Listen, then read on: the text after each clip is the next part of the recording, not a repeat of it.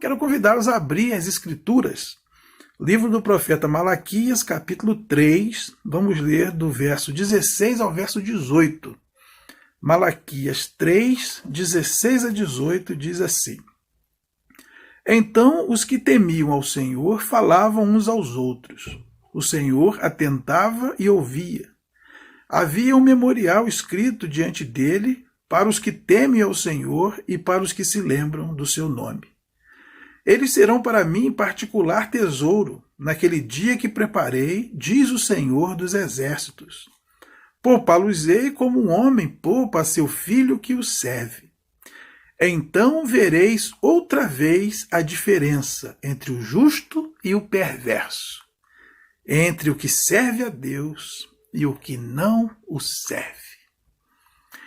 Irmãos, nós precisamos fazer a diferença. Em tempos ordinários, em tempos normais, fica um pouco mais difícil notarmos a diferença entre uma coisa e outra. Há um ditado que diz que a gente só conhece o verdadeiro amigo na hora que a onça vem beber água. Enquanto está tudo bem, todo mundo é nosso amigo. Mas é na hora da dificuldade, do perigo, da luta, é que nós reconhecemos quem são os verdadeiros amigos. Da mesma forma é com o crente, com o justo, com aquele que serve ao Senhor. Enquanto está tudo bem, todos parecem ser crentes fiéis, bons crentes.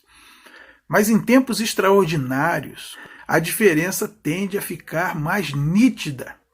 E quando a Bíblia diz que nós veremos a diferença entre o justo e o perverso, entre o que serve a Deus e o que não serve, do que ela está falando? A Bíblia diz, por exemplo, lá em Mateus, capítulo 5, 46 a 47, Jesus está se referindo aos fariseus e diz aos seus discípulos: Ora, se vocês amam apenas os que vos amam, que vantagem há nisso? Se vocês saúdam apenas os que te saúdam, que diferença isso faz? É o que todos fazem. Os fariseus também fazem isso. Porque isso é normal. Tratar bem a quem nos trata bem é normal. Não é? Cumprimentar a quem nos cumprimenta é normal. Agora, o que não é normal, o que não é natural? É quando nós amamos alguém que não nos ama. Quando a gente cumprimenta alguém que não cumprimenta a gente. E isso faz a diferença. E são nesses momentos difíceis, nessas situações excepcionais e extraordinárias, que nós percebemos a diferença entre quem serve a Deus e quem não serve. E quais seriam esses diferenciais? Eu gosto muito do que Paulo fala aos Tessalonicenses, e quero convidá-los a abrir comigo na primeira carta de Paulo aos Tessalonicenses. Nós vamos ler no capítulo 1, versículos 2, 3 e 7. Primeira aos Tessalonicenses, capítulo 1, versículos 2, 3 e 7, diz assim: Recordando-nos diante do nosso Deus e Pai da operosidade da vossa fé, da abnegação do vosso amor e da firmeza da vossa esperança em nosso Senhor Jesus Cristo, de sorte que vos tornastes um modelo para todos os crentes na Macedônia e na Acaia. Paulo diz aqui que os cristãos tessalonicenses se tornaram um exemplo, um modelo, um padrão para todos os crentes daquela região. E qual foi o diferencial que ele viu na vida desses crentes? 3 características: fé, esperança e amor. Não qualquer fé, uma fé operosa, uma fé que trazia obras, realizações no seu conjunto. Uma esperança firme, não qualquer esperança, uma esperança inabalável. E um amor abnegado, não qualquer amor, um amor que renuncia a direitos, um amor desapegado. E eu penso que essas são as principais características que vão diferenciar um justo de um não justo em tempos tão difíceis como esse que nós estamos vivendo. Qual é a primeira característica? A fé. O justo, em tempos de crise, demonstra fé. O perverso demonstra dúvida, porque o contrário de fé é dúvida. Olha o que Tiago escreve na sua carta, no capítulo 1, versículos de 5 a 8. Vamos lá. Carta de Tiago, capítulo 1, versículo de 5 a 8.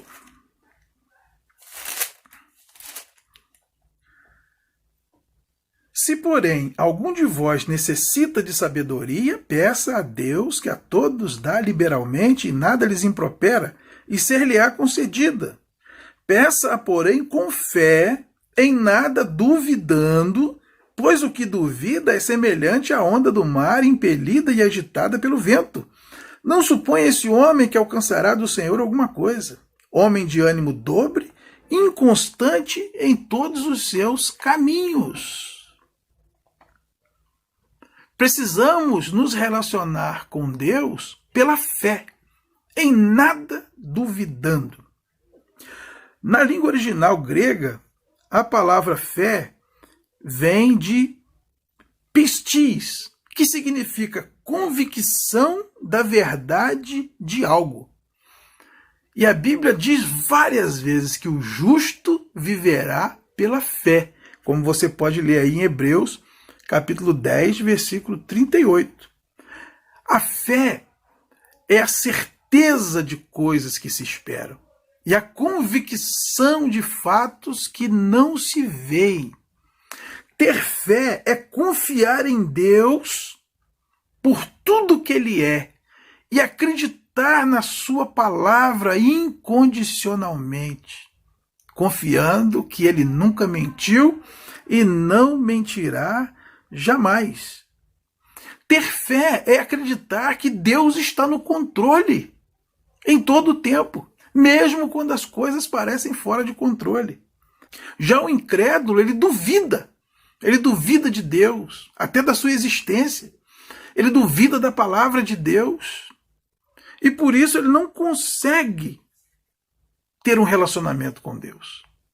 Porque Mateus capítulo 22, versículo 29 diz que o erro provém de não se conhecer a palavra e o poder de Deus. Uma pessoa que é incrédula não crê na palavra de Deus, não crê naquilo que Deus diz, não crê nas suas promessas. Então ela não crê que Deus tem poder para resolver as coisas. E ela não consegue se relacionar com Deus, porque sem fé é impossível agradar a Deus. Então nós vemos perfeitamente a diferença entre o justo e o perverso, entre quem serve a Deus e quem não serve em tempos difíceis. O justo tem fé em Deus. Ele crê, não com pensamento positivo que tudo vai dar certo. Ele crê e confia plenamente de que tudo que Deus faz é o certo. E tudo que Deus diz é o certo. Então é nista a diferença daquele que tem fé e daquele que duvida ao lidar com as dificuldades desse mundo. Só que a fé precisa ser uma fé operosa, não pode ser uma fé morta. Uma fé operosa é uma fé trabalhadora, é uma fé que traz obras no seu bojo. Não é uma fé de braço cruzado, não é uma fé de sentar em banco de templo, é uma fé que se movimenta. E por conta disso é uma fé que agrada a Deus. Lá em Tiago, capítulo 2, versículo 17, diz que se a fé não tem obras, é uma fé morta. Porque lá em Efésios, capítulo 2, de 8 a 10, diz que nós somos salvos pela graça mediante a fé, e no final ele diz que Deus preparou boas obras para que nós andássemos nelas. Portanto, é natural e automático que aquele que tem fé em Deus também caminhe nas boas obras. Deus está no controle, mesmo quando as coisas parecem fora de controle. Se você vê alguém passando por essa situação com fé, ou seja, Deus prometeu que estaria conosco e Ele estará. Deus prometeu suprir nossa necessidade e Ele suprirá. Deus prometeu que Ele com uma só palavra, ele pode dar fim a toda calamidade, e ele vai fazer isso. Você vai estar diante de um justo. Se você vê uma pessoa reclamando, murmurando, não crendo que Deus pode agir, não crendo nem que há um Deus olhando por tudo que está acontecendo, você vai estar diante de alguém que não serve a Deus. Como é fácil saber a diferença entre o que serve a Deus e o que não serve.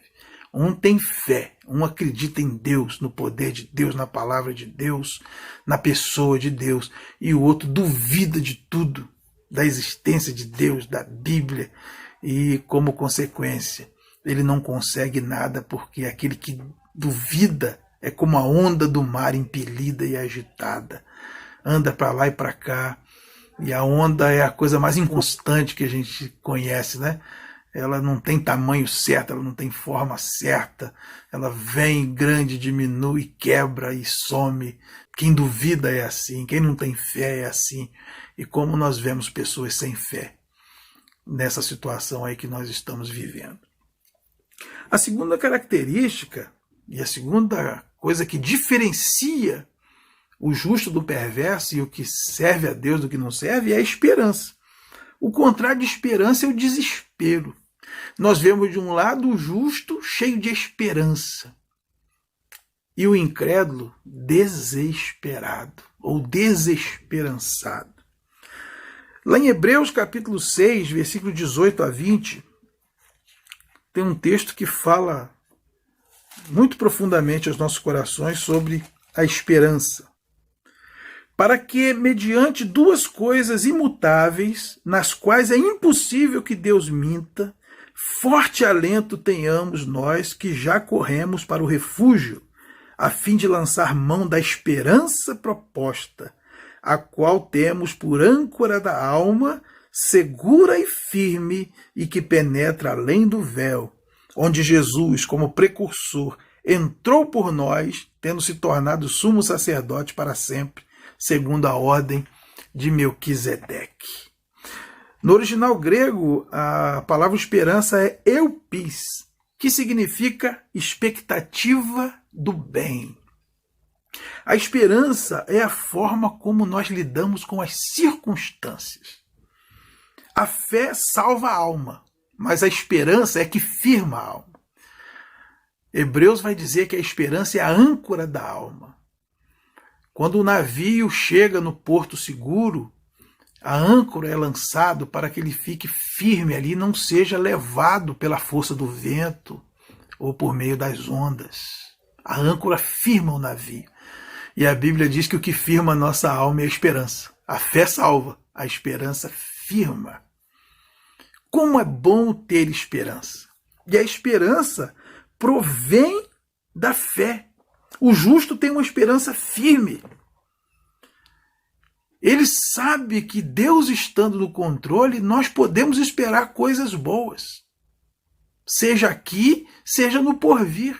Por isso nós temos uma esperança firme, que era a característica lá dos Tessalonicenses. Eles demonstravam uma esperança firme. E isso faz muito bem. Quem tem fé em Deus, lida com as circunstâncias da vida com muita esperança. Você conversa com um justo, com um que serve a Deus, ele diz, isso vai passar, Deus proverá. Quando você conversa com alguém que não serve a Deus, com o injusto, é um desespero total. O contrário de esperança é desespero. Como fica nítida a diferença nesses momentos difíceis do que crê para o que não crê. Aquele que crê em Deus tem esperança. Uma esperança firme, uma esperança viva. E isso firma sua alma no ancoradouro, no porto seguro. O que não crê fica desesperado. Tem medo da morte, tem medo do desemprego, tem medo da crise, tem medo de tudo. O que acontece quando alguém não tem esperança? Cai na tristeza. Paulo, escrevendo aos Tessalonicenses, no capítulo 4, versículo 13, ele fala da ressurreição. Ele diz que a morte não é tudo, e não é o fim da história. que depois da morte ainda tem toda uma eternidade nos aguardando. E ele começa dizendo que nós não devemos ser ignorantes em relação àqueles que já morreram, para não nos entristecermos como aqueles que não têm esperança. Quem não tem esperança vive na tristeza. Porque se o contexto é ruim e nós, ao invés de termos esperança de que a coisa vai melhorar, em vez de termos boas expectativas, passamos a sermos dominados pelo pessimismo de que acabou, não tem mais jeito, não tem mais solução, ficaremos entristecidos. A tristeza tomará conta de nós. A desesperança, o desespero. Quem não tem esperança fica com medo, entra em pânico. Quem não tem esperança perde a alegria completamente. Perde a capacidade de raciocinar, de esperar. Então, se nós temos fé, ato contínuo, temos que ter esperança. Porque se Deus está no controle, e Ele é o Todo-Poderoso, que pode fazer todas as coisas com uma simples palavra da sua boca, por que é que nós vamos esperar coisas ruins? Temos que esperar coisas boas. Porque a pior coisa que pode nos acontecer aqui é ficarmos doentes e morrermos. E o que isso significa? Se a Bíblia diz que há toda uma eternidade preparada para nós, lá em João 14, Jesus disse: eu vou preparar-vos lugar, para que onde eu estiver vocês estejam também. Então, se der tudo errado aos olhos humanos, mesmo assim dará tudo certo, porque estaremos para sempre nos braços do Senhor. Precisamos nos consolar uns aos outros com isso. E isso é esperança. Mais uma vez vereis a diferença entre o justo e o perverso, entre o que serve a Deus e o que não serve. O justo tem esperança, uma esperança firme, inabalável. O perverso entra em desespero. As expectativas dele são todas ruins. Mas aquele que crê em Deus tem uma esperança firme. E a terceira característica é o amor. Paulo diz lá aos Tessalonicenses, né, o amor abnegado. O justo, ele manifesta amor. O perverso, ele manifesta egoísmo. Olha o que diz em 1 Coríntios, capítulo 13, versículos de 4 a 8. 1 Coríntios, capítulo 13, versículos de 4 a 8. Isso é uma das mais belas poesias sobre o amor que existe na face da terra. O amor é paciente, é benigno. O amor não arde em ciúmes, não se ufana, não se ensoberbece, não se conduz inconvenientemente, não procura os seus interesses, não se exaspera, não se ressente do mal, não se alegra com a injustiça, mas regozija-se com a verdade. Tudo sofre, tudo crê, tudo espera, tudo suporta. O amor jamais acaba. A palavra grega aí para amor é ágape, uma palavra tão conhecida, né? Ágape é aquilo que é fraterno, benevolente, sacrificial. O amor ágape é um amor sobrenatural. Não conseguimos esse tipo de amor na natureza, nem na natureza humana, nem em nenhum outro elemento terreno. A Bíblia diz que o amor é a própria essência de Deus. Em 1 João, capítulo 4, versículo 8, diz que Deus é amor. Deus não sente amor, Ele é amor. E diz também que esse amor é derramado em nossos corações pelo Espírito Santo. Está lá em Romanos, capítulo 5, versículo 5. Escrevendo aos Gálatas, no capítulo 5, a partir do verso 22, quando Paulo descreve o fruto do Espírito, ele diz que o fruto do Espírito é amor, alegria, paz. E segue dizendo os 9 sabores do fruto do Espírito Santo, não é? Amor, alegria, paz, longanimidade, benignidade, bondade, fidelidade, mansidão, domínio próprio. Que coisa boa é o amor. Eu falei que a fé é como nos relacionamos com Deus. A esperança é como nos relacionamos com as circunstâncias. E o amor é como nos relacionamos com as pessoas. O justo estende a mão. O justo reparte. Essa é a essência do Evangelho. É tudo aquilo que nós lemos lá em 1 Coríntios, capítulo 13. O amor é tudo. Se fôssemos resumir toda a Bíblia em uma palavra, seria amor. E quando Jesus resume os mandamentos, ele diz: tudo isso se resume em amar a Deus e amar ao próximo. E Paulo resume ainda mais quando ele diz: o cumprimento da lei é o amor. A Bíblia é uma linda história de amor entre Deus e os homens. E esse Deus que é amor, derrama desse amor em nossos corações. E com esse amor dele nós podemos fazer a diferença para com as pessoas, até aquelas que não nos querem bem e nos tratam mal. Quando olhamos para um justo, você vê ele amando e fazendo bem. E quando olhamos para um perverso, para quem não serve a Deus, nós vemos o contrário de amor, é o egoísmo. Em 1 Coríntios capítulo 15, versículo 32, aparece o que é o resumo da filosofia de vida de um incrédulo, de alguém que não serve a Deus. Comamos e bebamos, que amanhã morreremos. Eu não acredito em Deus. Para mim, morreu, acabou. Então, eu quero é me divertir, eu quero é me satisfazer. Amanhã morreu, acabou. Que se dane o resto. Percebe como a falta de Deus no coração e de todos os frutos que Deus produz na vida do ser humano, como isso empobrece a vida até em sociedade? Que motivação teremos para sermos honestos se Deus não existe? Se morreu, acabou. Que motivação teremos para tratar bem as pessoas, sermos fiéis, leais, respeitosos? Se morreu, acabou. Só que a Bíblia diz que não acabou. A Bíblia diz em Hebreus 9, 27, que ao homem está ordenado morrer uma vez, e a seguir vem o juízo. Nós prestaremos conta de tudo que tivermos feito aqui nesse mundo. Então, nós precisamos estar atentos. São nessas horas difíceis que a diferença aparece. O que tem aparecido na nossa vida? Tem aparecido fé ou dúvida? Tem aparecido esperança ou desespero? Tem aparecido amor ou egoísmo? Isso diz muito de nós. Alguém já disse que nós devemos amar as pessoas e usar as coisas. E nós estamos vivendo em um mundo que cada vez mais ama as coisas e usa as pessoas. E é nisso que nós vemos a diferença entre o justo e o perverso, entre o que serve a Deus e o que não serve. Quando nós lemos em 1 Coríntios capítulo 13, versículo 13, está escrito lá: agora, pois, permanece a fé, a esperança e o amor. Estes três. E eu penso que, de fato, são os três pilares da vida cristã.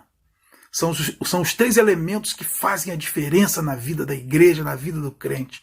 Como fez na igreja dos Tessalonicenses, de maneira que eles se tornaram exemplo para todas as igrejas que estavam ali em volta. Eles tinham uma fé operosa, uma esperança firme e um amor abnegado. Estes três devem permanecer. A fé é como nos relacionamos com Deus. Certeza.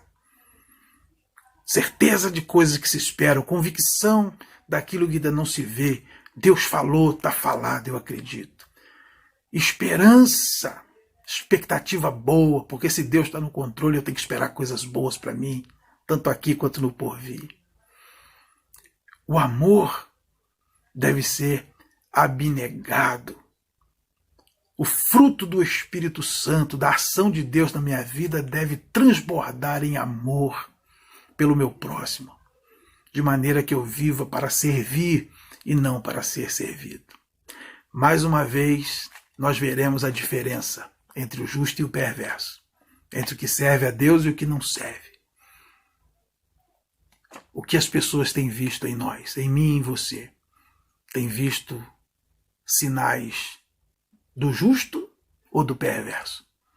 sinais de quem serve a Deus ou de quem não serve? Eu queria que você refletisse nisso.